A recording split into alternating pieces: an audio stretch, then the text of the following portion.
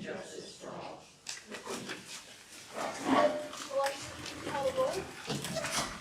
Trustee Jeffberger, Here. trustee Seahoff, here, trustee Silver, Here. superintendent of public works, Here. township administrator, Here.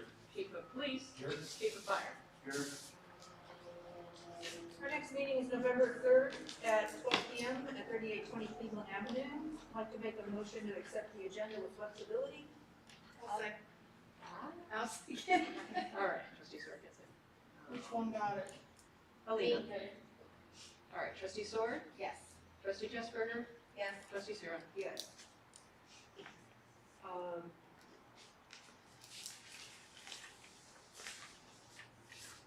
Is there any discussion on the minutes? Before I make a motion, I'd just like to make a minor addition. In the tree talks paragraph, could we add 10 a.m.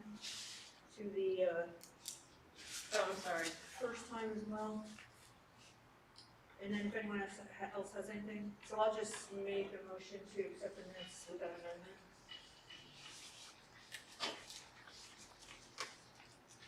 So moved.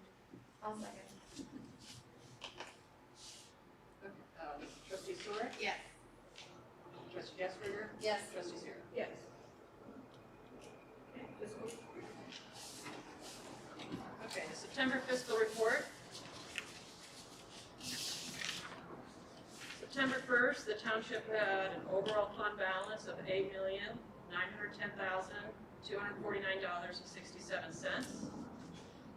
Revenue during the month of September was $577,638.19. Expenditures in September was $630,831.93.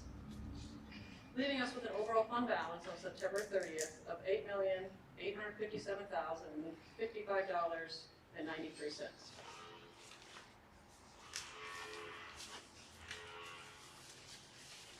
I just wanted to sort of double down on fiscal officers, sort of reminder in the email when we got these to maybe take another look at the fact that we're kind of at the end of a quarter and that budgets are where we think we ought to be. It's a nice milepost. Thanks for that, Deb. I'll make a motion to accept the September fiscal report. I'll second. Trustee Sword, Yes. trustee Jeffberger, Yes. trustee Seahoff. Yes. So I wanted to bring the ARP funding topic back to the table a little bit and advise you that there is a webinar on the Ohio Township Association website. And it's about how ARP funds will be audited. And it was like the first half is relevant and the second half is enough to make a fiscal officer cry.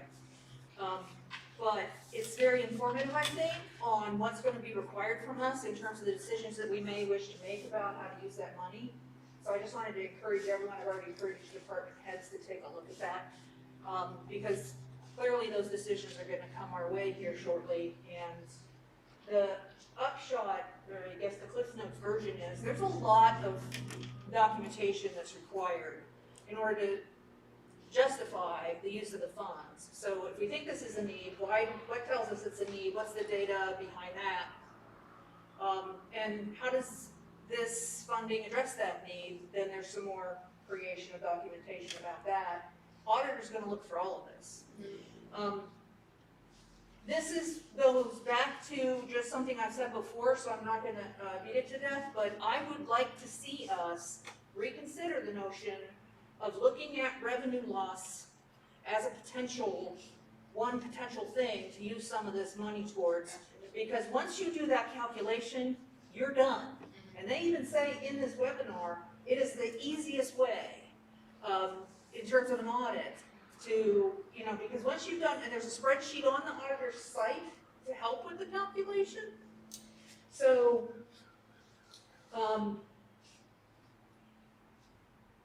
once we do that and the money is in the relevant fund, there's no further documentation required about how we use that because it's just for provision of governmental services. And it's a much less cumbersome and onerous way, I think, of at least using a portion of our ARC funds without creating a whole documentation cycle that's required. So I'm putting that back out there as something I would like to see, and I wanted to see if you guys are down with that and want to further examine that part of the funding. Of course, we can make lots of other choices, but I'd like to at least know how much, if any, revenue was lost, Right. because we don't even have that picture. Yeah. So, doesn't mean we have to use it that way, but I would at least like to know what the number is. Yeah? I think that was one of our number ones on the dot sheet, correct? I don't have a recollection of that, to be truthful.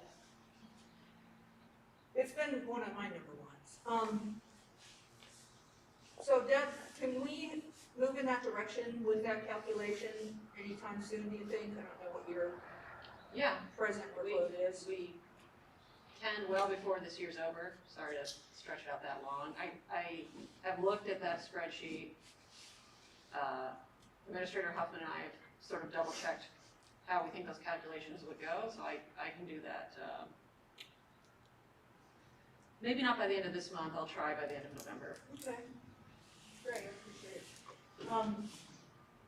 Yeah, and the nice thing is, we've got a little flexibility too, because there's an assumed growth factor, so even if our number is less than, I think, 4% growth, we can take, the better situation. So that's all I had on that today, just to be thinking about that piece. Anybody else need to toss anything into that conversation? Future Cleveland Avenue improvements coming our way. So Mr. Huffman and I have been in a couple of different meetings now with Franklin County engineers. This is a project that they're looking at a couple of years down the road. Do you remember the timeline? It's like it's 23, 24. Yeah. So we've got our first sort of batch of kind of phase one plans, and they're looking for some input, and I didn't want to be going much further down the road here as the only person giving input. So I wanted to get some of your ideas today. Basically what we're looking at is a plan that adds a lot of islands and medians down the Northern Lights section of Cleveland Avenue in order to reduce left-hand turns with all of those very many driveways. That's a finding right out of the streetscape plan of several years ago. And the engineer's office is moving in that direction. So yesterday we had actually Chief Fraley sit in with us too, and he was looking at one particular median that was really long, and we're wondering if we can't get a break in that, the one right before Innis, in case the engine ever needs to go left of center, when the traffic backed up. So he's had some eyes on it. Department heads have agreed to meet with me again tomorrow to get some more input from them, just in terms of, I haven't had Chief Jones's eyes on it yet, in terms of traffic flow and other stuff that we might be missing from our standpoint. But one of the things that I wanted to bring before the trustees for sure is the fact that at Melrose and Lamont, the suggestion here is to turn those into what would be a right turn only. So no matter which way you were proceeding on that street to come out to Cleveland Avenue, you can only go right. So I think our residents are probably gonna have a little to say about that. I think people are gonna find other ways to go and make the left that they wanna make if they wanna head that direction on Cleveland Avenue. So I'm not sure what is gonna happen actually to inter-neighborhood traffic. But I wanted to make sure that you're aware that that is one of the suggestions. That seems to be one that you might wanna weigh in on. Their big thing is safety. They wanna do this as much as they can, but they are asking for our input, so. From a safety standpoint, I think it's great, with the turn restriction out onto Cleveland Avenue, but from a neighborhood standpoint, I can definitely see the concern, especially for those folks that live on the alleyways, just to the side of Cleveland Avenue there. There's gonna increase traffic behind those apartment complexes and where Vance's is at. That would be my biggest concern. honestly, I really think the safety aspect of it going out onto Cleveland Avenue is pretty huge as well. I think my concern would be Elmore, that I think if we already have traffic issues on Elmore, that this is going to increase that traffic. Because at some point, as I'm looking at this, Well, you can go left or right out of Elmore on these plans, but And there's a light. and there's a light there, but Lamont and Melrose are the ones with just a stop sign out onto Cleveland. Yeah, I think Jasper is just, are you saying that this probably will increase the traffic on Elmore? Yeah. Yeah, down Walford as well, probably. It'll increase the, I think the people on Lamont, on that side of the street, are gonna, hop over to Elmore. I don't know if Melrose folks might just go to Cook, right? Yeah. So it may split it a little bit that way, but. Change isn't easy, nobody loves it, right? I mean, everybody, why did this happen? And there's a piece of me that just wants to go with the professionals' opinions about safety. There's that piece of me, but I'm not living there and not having my route to work disrupted, so. Sure. so for these two, for Lamont and Melrose, thinking for fire and police, police is obviously their vehicles are much smaller, but how does something like this affect fire with the engine and truck? As long as they're the small islands, it's not gonna be a concern. Our concern with all of that, like I spoke about yesterday, was the long medians that they have down in front of the shopping center. We experience those on Morris Road in the city right now, and they cause quite a bit of issue when responding to emergencies. They do not have cutouts for emergency vehicles to pass through, so that was my request to them yesterday, if we might be able to do that.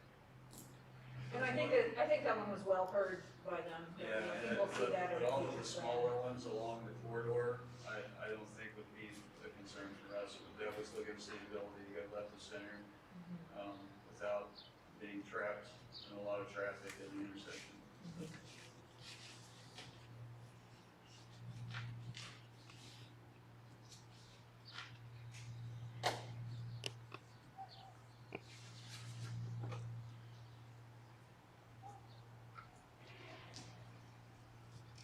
Do you wanna think about this a little more, or do you wanna give me some direction for our feedback for them now, or maybe stew on it and talk to Matt in a couple days about the feedback? How would you like to proceed? Let me stew on it. I wanna go out and actually stand there and take a look at it. Okay. I think we have, 28th, Yeah, I mean, I think, So- but ideally, like Like to have the next information week. prior to the. Yeah. So we can kind of Yeah. coordinate it all on.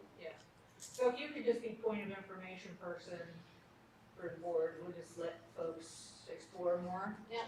A couple other things that while we're chatting about it, I could just bring to your attention, you can notice these, in some medians, there's the crosswalk is offset, yeah, Z-shaped, which allows people to pause in the median, stop, have a new look before they're crossing the other lanes of traffic, instead of having to go straight shot all the way across 4 or 5 lanes of traffic.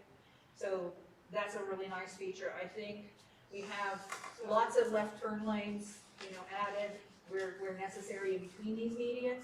But one of the things you also want to look at when you're taking your field trip is that some businesses are obviously gonna have a similar reaction, right? Yeah. Because now nobody can make a left into my driveway. So if you're like the 99-cent store, you got 3 driveways in front of your parking lot, right. guess what? Only one of those is gonna be able to be used for a left turn, which would be the, like southbound traffic. How do So that's another thing to just sort of look at too, is which ones are now, would be blocked by a median in terms of the driveway.